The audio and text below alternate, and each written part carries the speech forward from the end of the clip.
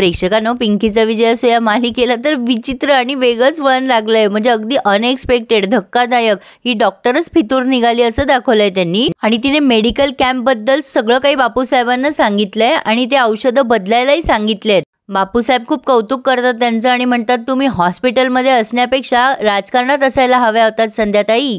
तुम्ही आम्हाला जी मदत करता ना, या कानाची त्या कानाला कळत नाही. अगदी DNA रिपोर्ट बदलल्यापासून तिकडनं ती डॉक्टर म्हणते, फोनवर बोलतोय आपण साहेब, लक्षात असू द्या. बापूसाहेब म्हणतात की नाही, औषधांचं चांगलं जमवलंय तुम्ही, आम्ही दखल घेतलीये तुमची, आम्ही तुम्हाला लवकरच डीन बनवून टाकू हॉस्पिटलची. त्यावर संध्या म्हणतात, असाच लोभ असू द्या. बापूसाहेबांनी फोन ठेवलाय, पण फोन ठेवताना त्यांना पैसे द्यायचं आमिष सुद्धा दिलंय. प्रेक्षकांनो, आता हे सगळं त्यांनी सुशीलाबाईंशी म्हणजे सगळा काही प्लॅन त्यांनी समजून सांगितलाय त्यांचा. बापूसाहेब धनंजयला म्हणताय, तुमचा हुकमी एक्का खूप कामाचा निघाला बरं का जावाई बापू. सुशीलाबाई विचारतात, काय केलंय काय तुमच्या हुकमी एक्क्याने? त्यावर बापूसाहेब म्हणतात, अहो सरकारी औषधं होती आलेली, म्हणजे गरोदर बायकांसाठी वगैरे, आणि आपल्या या सरपंच बाई मोठेपणासाठी मध्ये कुदल्या आणि त्यांनी गावात कॅम्प भरवलाय. आता हे सगळं त्यांच्या अंगावर कसं शेकता येते बघा. आणि बापूसाहेबांनी सांगितलंय की त्या औषधं बदलून नकली औषधं ठेवणार आहे आणि मग पिंकीला अटक होईल आणि पिंकीचा सगळा जो मान मर्तबा इज्जत आहे ती सगळी धुळीला मिसळून जाईल. सरपंच म्हणून मिरवायची हौस आहे ना हिला. आता काय म्हणतात जावई बापू तुमच्या भाषेत? तो धनंजय म्हणतो, परफेक्ट कार्यक्रम. बापूसाहेब म्हणतात, हा तेच ते करून टाकू आता त्यांचं करेक्ट नियोजन, परफेक्ट कार्यक्रम. सुशीलाबाई म्हणतात, पण नकली औषधं घेऊन गावातल्या लोकांना काही झालं तर? बापूसाहेब म्हणतात, सरपंच बाईचा बळी द्यायचा आहे तर थोड्याफार आहुत्या दिल्या तर काही हरकत नाहीये. सुशीलाबाई आता खूप खुश झालाय, यांना काहीही करून पिंकीचा काटा काढायचा आहे. पण प्रेक्षकांनो, हे सगळं इतकं तातडीने जमवून आणलंय त्यांनी, त्यामुळे ये बात कुछ हजम नाही हो रही.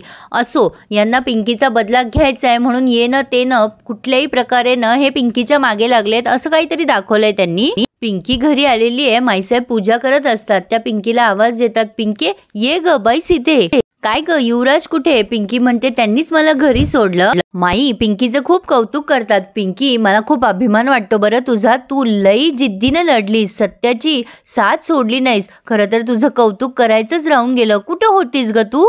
अगं मला माहिती आहे तुझ्याकडे वेळ नव्हता, पण पिंके तुला एक सांगते, तुझ्या एवढी धाडसी मुलगी ना मी कधीच बघितली नाही. एवढी जिंकलीस तरी विजय डोक्यात जाऊ दिला नाहीस तू. जिथं चुकलीस ना तिथं तू माफी सुद्धा मागितली. खरंच तू खूप मोठ्या मनाची आणि तुझं खूप प्रेम आहे ग या कुटुंबावर. सांग बरं, आम्ही तुला काय देऊ? पिंकी म्हणते, माई मला काहीच नको, तुम्ही फक्त तुमचे ब्लेसिंग मला द्या आणि तुमचा हा मायेचा हात कायम माझ्या डोक्यावर असू द्या. सतत माझ्या पाठीशी उभे राहा, एवढंच मागेल मी. मला काम करायला एनर्जी मिळेल ना माईसाहेब. माईसाहेब म्हणतात, हो ग पिंके, ते तर आहेच. पिंकी म्हणते, अरे माईसाहेब एक गोष्ट सांगायचीच राहिली, मी आपल्या गावात ना मेडिकल कॅम्प भरवलाय, गरोदर बायकांचा चेकअप कॅम्प भरवलाय आणि सरकारकडनं त्यांना फ्रीमध्ये औषधं मिळणार आहे. माई म्हणतात, बघ आम्ही म्हटलं होतं ना, तू काही स्वस्त बसायची नाहीस, काही ना काही करतच असतेस तू. चांगली गोष्ट आहे, समजाच लोकांचे आशीर्वाद मिळतील तुला. पण पिंके जरा लवकर घरी परत येत जा ग.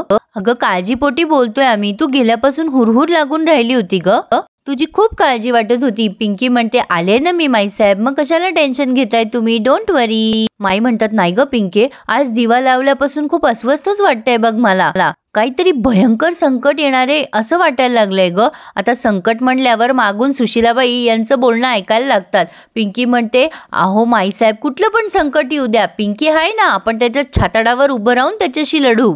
माई मी समद्या संकटाच्या छाताडावर उभी राहील, तुम्ही नका काळजी करू.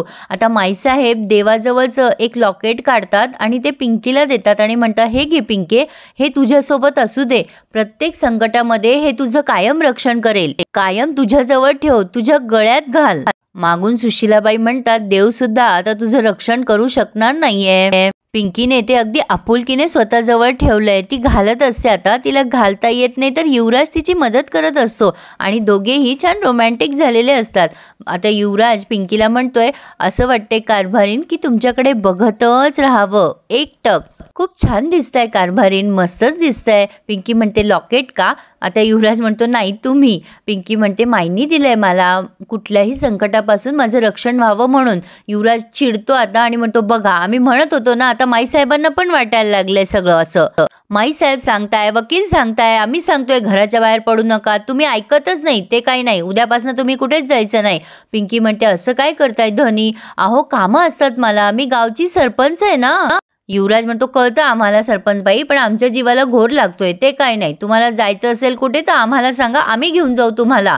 पिंकी म्हणते असं का? असं म्हणा की तुम्हाला माझ्या वाचून राहवतच नाही. तुमची आशिकी लईच जोरावर आली आहे. युवराज म्हणतो तसं समजा हवं तर उद्या तुम्ही आमच्यासोबत फिरायला येणार आहे, ते कॅम्प वगैरे सोडून द्या बरं. पिंकी म्हणते धनी तुम्ही लईच मनावर घेताय. धनी तुम्ही अचानक कस काय युटर्न मारला? नाही आतापर्यंत तर नो टचिंग चालू होतं आणि आता एकदम फिरायला, ते बी एकांतात डोंगरावर. एवढा बदल कसा झाला धनी? युवराज म्हणतो तुम्ही घरापासून लांब आहात ना, तर आम्हाला तुमचं थोडं महत्त्व कळलंय. पिंकी म्हणते असं का? म्हणजे डोळे मिटल्यावर मी, डोळे उघडल्यावर पण मीच का? युवराज म्हणतोय तसं समजा हवं तर. पिंकी पटकन युवराजला बिलगते आणि म्हणते धनी तुमचं माझ्यावर लई प्रेम आहे ना, आज पुन्हा एकदा माझा दिल गार्डन झालाय. युवराज म्हणतो कारभारीन काही झालं तरी आम्ही तुमच्याशिवाय जगू शकत नाही. आता पिंकी आणि युवराज दोघेही एकमेकांना घट्ट मिठी मारतात. जणू काही कुठल्या संकटाची चाहूल युवराजला लागतीये असं दाखवलंय प्रेक्षकांनो.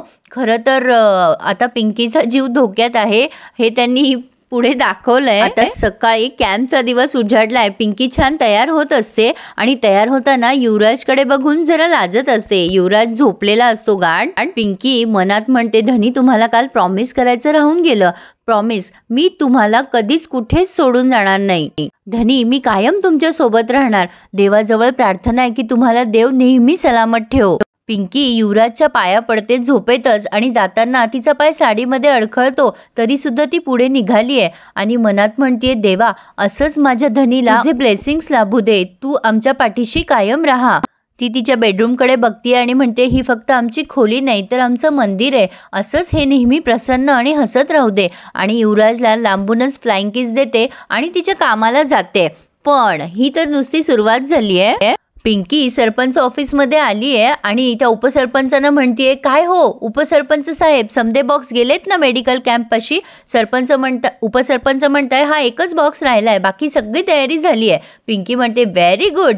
काय हो उपसरपंच साहेब, तुम्हाला काही सांगायची गरजच लागत नाही बघा. समधी कामं एकदम अप टू डेट करायला लागले तुम्ही, अगदी एफिशियंट झालात कामात. उपसरपंच साहेब म्हणतात सगळं तुमच्यामुळे शिकलोय मी.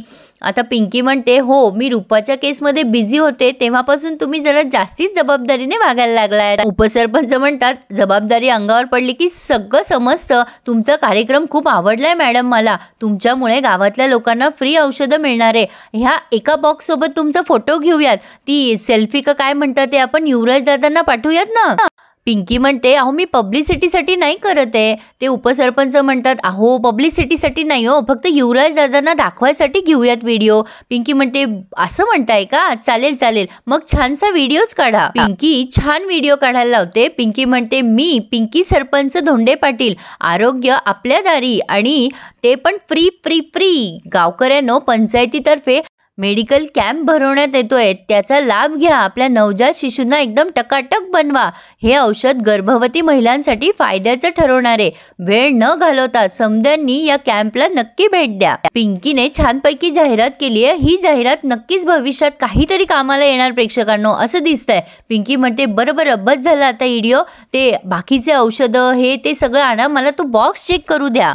ते उपसरपंच आतमध्ये जातात तेवढ्यात ही पिंकी तो बॉक्स चेक करायला लागते. तिथे पोलीस येतात आणि म्हणतात काय हो सरपंच बाई, तो मेडिकल कॅम्प तुम्ही भरवलायत का? ही औषधं तुम्ही स्वतः आणली आहे का? पिंकी म्हणते हो, पण तुम्ही असं का विचारताय? तुम्ही पोलीसवाले आहात का मीडियावाले? अहो किती प्रश्न विचारताय तुम्ही. ते पोलीस जोरात ओरडतात आणि म्हणतात जे विचारलंय ना त्या प्रश्नांची उत्तरं द्या.